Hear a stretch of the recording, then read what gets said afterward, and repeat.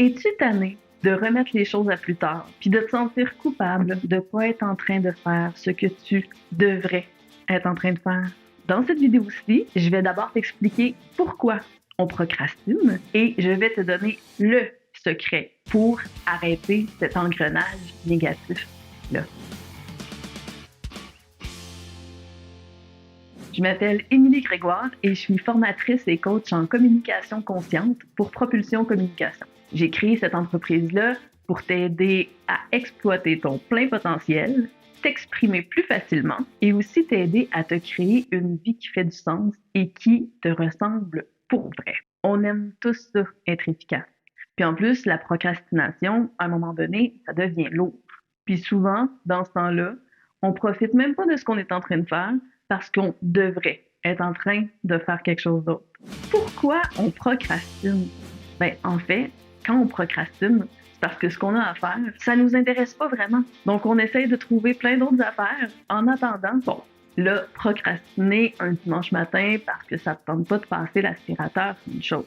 Par contre, si tu procrastines au travail, à la maison, sur plusieurs sphères de ta vie, ben là, c'est un constat en soi. Qu'est-ce que je fais si je me rends compte qu'il y a plein de choses dans ma vie qui me conviennent pas ou qui me conviennent plus? La première chose à faire, c'est de te féliciter de t'en être rendu compte. Parce qu'on ne peut agir seulement que sur ce que l'on sait. Si on ne le sait pas, on ne pourra pas apporter les changements nécessaires.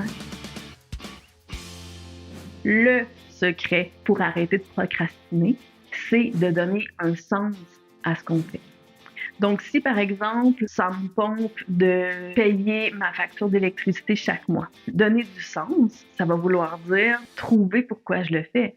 Parce que j'ai à cœur mon confort et toutes les facilités que me donne l'électricité, je vais choisir de payer ma facture avec plaisir et même gratitude parce que j'ai la chance de pouvoir avoir de l'électricité. Si, par exemple, je suis pas en mesure de trouver un sens, soit je fais le deuil de cette chose-là, soit je donne un sens au fait de ne pas avoir de sens. Par exemple, mon travail me motive pas, je trouve ça plate, je suis pas stimulée. Par contre, je garde ce travail-là parce que le salaire versus l'horaire me donne vraiment beaucoup de temps et les finances nécessaires pour passer du temps de qualité avec mes enfants et prendre beaucoup de vacances, voyager. Puis c'est ça qui me fait vibrer dans la vie. Donc quand je vais être au travail puis que je vais trouver ça plate, puis que je vais manquer de stimulation, je vais me rapporter au sens. Pourquoi je fais ça? Ah oui, parce que ça me permet d'avoir les sous nécessaires pour voyager avec mes enfants, puis que c'est ça qui est vraiment important pour moi. Encore une fois, si c'est complètement impossible de trouver un sens, on va essayer de trouver le courage de faire les changements nécessaires, parce que ça veut dire qu'il y a vraiment des choses qui sont plus alignées pour nous. Dans le fond, ce dont on a à se souvenir, c'est que la procrastination, c'est un message. Ça nous dit que quelque chose ne nous intéresse pas. Donc, est-ce que ça fait du sens que je fasse quelque chose qui ne m'intéresse pas ou pas? Et à ce moment-là, on a un constat, un deuil à faire ou des changements à apporter. Si ça te parle ce que je te dis, fais-moi un pouce en l'air. Si tu penses que ça peut aider des gens autour de toi, partage la vidéo dans la description. J'ai fait un PDF 6 étapes pour dire non sans conflit. Tu peux le télécharger gratuitement. À tout bientôt!